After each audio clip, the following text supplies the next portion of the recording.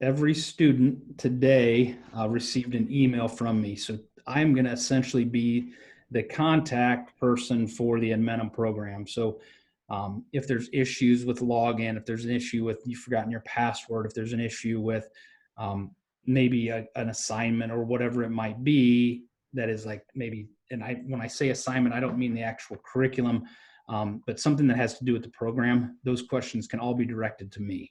I'm going to take care of both the junior high and the high school levels at this point. Basically, then from there, if there's a content question, all of those content questions for the junior high need to be run through Mrs. Wondercheck. And from there, if she can answer it, she's going to. If she can't, she's going to forward you on to a content teacher that can help with that specific assignment or specific issue. Our teachers aren't all going to have access to the Edmentum program. They can request to have that, and if there's a specific question that you have, I can grant them access, but we are not at this point granting access to all the teachers in both buildings. So just kind of know that ahead of time. The classes are late. Yeah. Can I jump in just real quick? Yeah. I would just say one advantage parents with that is that you can reach out to Mrs. Wondercheck at any time throughout the day, and she should be able to get back to you pretty quickly, depending on if she has a meeting or something. As opposed to the teachers who are in the classroom all day, it's a little tougher to get in touch with them. So starting with Mrs. Wondercheck might be able to troubleshoot the content area, and if not, we'll be able to connect you with that teacher when they're available, probably towards the end of the day. Yeah, perfect. So all the curriculum, all the assignments, everything's going to be housed within this Edmentum platform. I'm going to share my screen here in just a second and kind of walk everybody through the login process. Like I have shared specific login instructions for every student today to their school email. So if they're not checking their school email, it's going to be very important and vital that they start to do that. As an online learner, I think that's going to be our best way to communicate.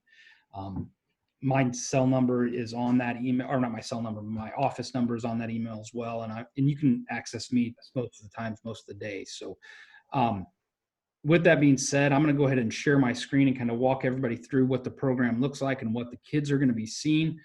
I will probably I'm going to log in. I'll probably end up just logging in as one of the students and then kind of show you where we're at. And I won't do each grade level, but realize that each of the grade levels are very similar.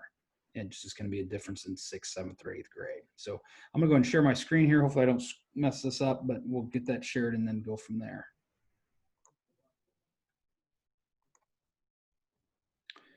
Okay, Mr. Nichols, can you see the screen okay? My screen?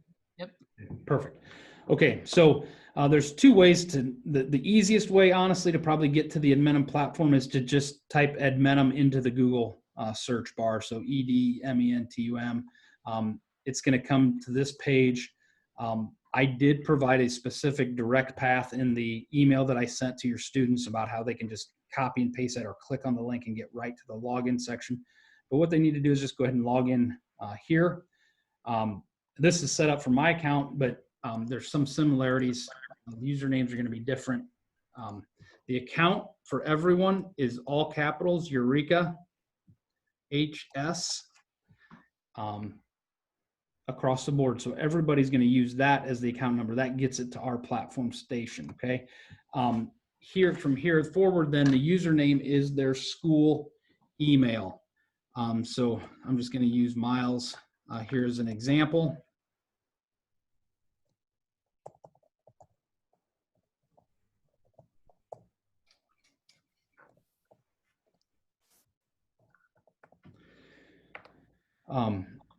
And then the password is their first name, capitalized, so Miles, and then the number 1 after that. Again, each one is set up specifically to your son or daughter. I have no problem with you changing the password. There's a place in Edmentum to change that password. If you want to keep it as simple as just keeping their first name, that's fine as well. But there is an option to make everything much more secure by changing your password once you get inside. So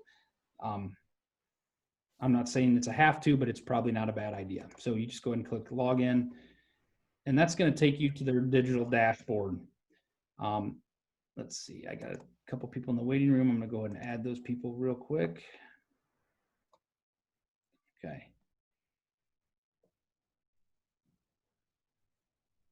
Okay, I think we're good there. I can get rid of this. Okay, here we go. Okay, so you'll notice that the classes are set up here, and they're called Plato's. You can hear it a bunch of different ways, but Plato Edmentum, basically the same way. So it's a Plato course, that's what they call it. He's a sixth grader, so he has his English 6 semester A, which obviously is representative of the first semester. So that's English 6th grade first semester. He has his math, he has his science. What he doesn't have in here, and English, math, science, I do have to add the science component, it looks like, for Miles. So somewhere along the line, I need to add that for him. And some of those, I guess, what could be is I opened up most of the classes to be open today. Some I have set up to open tomorrow. So that could be our issue. Can double check that once I get off. But so once we're here, you can look at all the activities first if you want to kind of see an overview of what the class is going to look like. So he has 25 essential assignments to do to complete this unit. He has 91 days. His end date is December 22nd. What we have here then is the student orientation. We can click on that real quick. This, I would recommend that every parent and every student go through. It specifically outlines how the platform is set up, the different things that you need to do and to complete the work. I'm guessing, I haven't ran this yet, but we'll try it here real quick. It's going to be in this case, it's in a PDF format. So it just gives you some ideas as to exactly what you need to get through and to master that. I want to go back to this screen here. Okay, well, he's going to mark that as complete, but I'm going to go back. So the syllabus, that's going to be an outline of all the different lessons and things that are going to be covered. I highly recommend that you go through that as well. And then basically we get into the units. And here you start to see a pretty unique feature of the program where it gives specific dates for them to be able to get through this. Again, I think some kids are going to be able to be ahead. Some kids may struggle a little bit, but these are good target dates to basically get you done by December 22nd. So once you start here, you would start with the first section. The tutorial is kind of how I would define like a chapter in a textbook. A lot of you are probably younger than I am, but at one point probably had a textbook that you used in the classroom. That's essentially what we're dealing with here. The mastery test, even though it says test, I would consider that almost like a quiz. It's usually a 10-question quiz that is directly related to the tutorial. So if you click on the tutorial, I got another admission here. I'm going to admit that person. Now you get into what kids are going to see for the actual class, okay? And you can see, move out of the way just a little bit. This is one of a number of slides that are in this first tutorial, and it's just going to work you through. That was a small video that gets played. Talks about the objective of what you're trying to identify in the class. It talks about the contents of what's going to be factored into this tutorial or to this chapter, this unit, or not unit, but this chapter. There's videos that have to be played, and we can go through that. And basically what you're doing is you're just going through all of these slides all the time, taking notes, studying it like you would study a normal textbook, and listening to the lessons like you would normally listen to in a textbook. Once you've completed this section, okay, and you're through everything and you feel confident that you understand, and you can go back and forth in this as much as you want. So if you miss a part, or you're like, I don't really understand that, you can go back and listen to it again as many times as you want to listen to it. At that next point, then you would go on to the mastery test. I am not going to open this test and start it for him because it actually starts it and then shows him that he's actually started it. So I'm not going to. There'll be 10 questions. You answer those 10 questions and you're going to get a score. From my experience, I guess it's pretty important to understand these tests matter. You're going to set 60% of your grade are going to be based off of these types of tests and your study from the tutorial. 30% is going to come from a unit test that comes after you've had a couple of chapters, and then 10% is going to come from the final. So I think it's important that everybody understands the importance of these. I've had students in the past that skip the tutorial, think I know this stuff, I'm just going to skip it. And they go right to the mastery test and they click on a couple answers and then they get a 2. That's a problem. So now they have 20% in the class, and it's just really hard to recover from those things. Now, I have the ability to reset, and I give everybody and every student a little bit of grace in that, you have a bad day maybe once, or you accidentally clicked on 2 and then hit submit and you didn't realize that you didn't have those things happen every once in a while. So we'll give you some grace on that, but realize the twos, those aren't going to keep getting reset every time and keep guessing and hopefully getting to the right answer. I would highly recommend not doing that and making sure that you spend the time in the tutorial. Again, I can't see anybody's faces or reactions, so I'm going to assume everything is good at this point. If you have any questions to this point, please ask. You can just go ahead and unmute and ask the question if you want. If not, I'm going to take you back. So each of these units has a unit test. So there's 4 unit tests. Within each one, there's probably 4 or 5 different chapters with the chapter quizzes, and then your end of the semester test. And they're having them take that end of the semester test on December 17th. Again, I think some students will fly through this, and there's something that they can knock down pretty quickly. There's other students that it's gonna take a little bit more time. My advice is spend the time in the tutorials, spend the time taking good notes, spend the time reviewing and going over the things with your kids, so that when they actually do go to the tests and quizzes that are going to be graded, that's the only place that they're going to receive the grade from. There are no discussions, there are no outside activities. It's going to be based on what you complete within the Edmentum program. So I can't express to you enough how important that is. With that being said, it's essentially the same for every class. And each class you see different, click on the all activities and you kind of just work your way through. This only has, there's 3 units here, but the units have multiple chapters within those units. But any questions on this part of it at this point? At any time, parents, you can feel free to call or email me. I can easily take a quick snapshot of where your son or daughter is at. You should hopefully know their login information. That's something that I've told my parents in the past, and I've told my high school parents as well, to make sure that you know their username, you know their login. You can go in. Again, I'm talking from past experience, not necessarily saying that your kids are going to be this way, but I've had a lot of kids that will tell their parents that everything's going great, everything's good, and I'm this far along, and come December, you're like, wait a second, where does this? So I would, and I know you will, stay on top of them. Review the stuff with them, the curriculum with them. I think that's going to be the key to success. So that basically goes over everything. I will not be, just so you know, sending any messages through Edmentum. Probably all my messages will come through the Skyward portal or our district email. With that, you can sign out and then you sign back in. It's pretty straightforward. And again, if they get everything done on an individual basis, we can start looking at some of those other curriculums and things you can add. Mr. Nichols, is there anything that maybe you wanted me to share, or something that I possibly missed?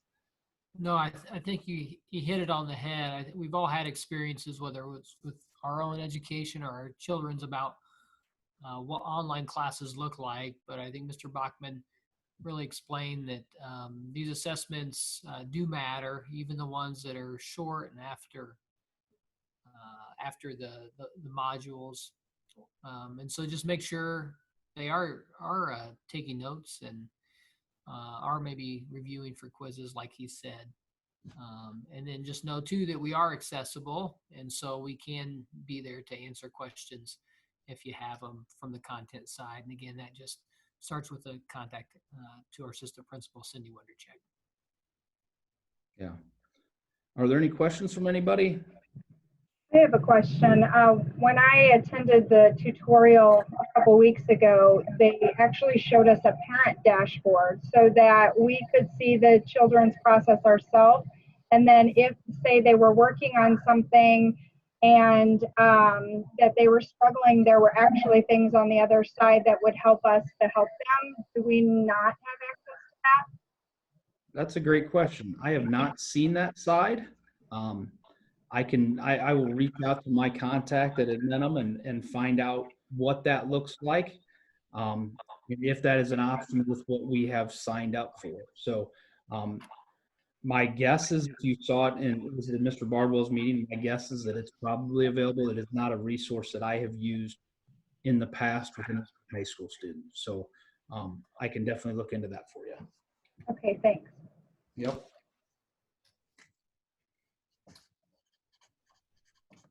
Any other questions?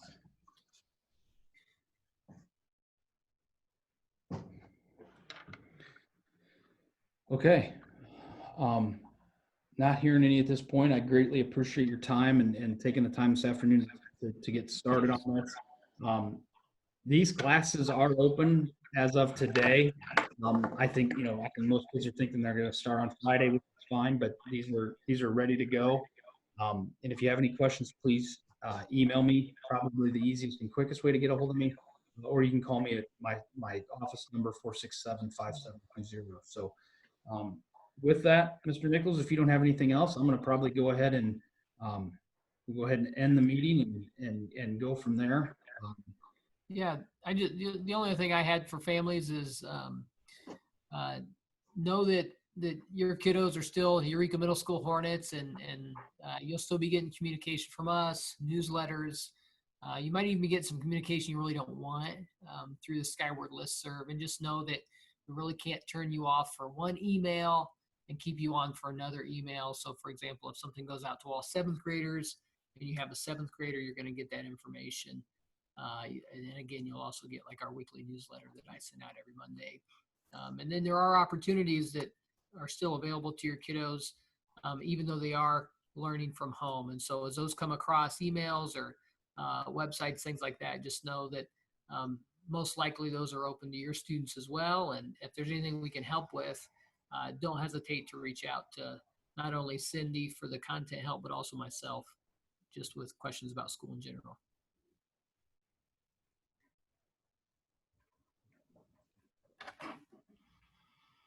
Okay. Well, if we don't have any other questions, I'm going to go ahead and shut down the meeting. Thank you for your time. And if you have any questions, just let us know. Have a great day.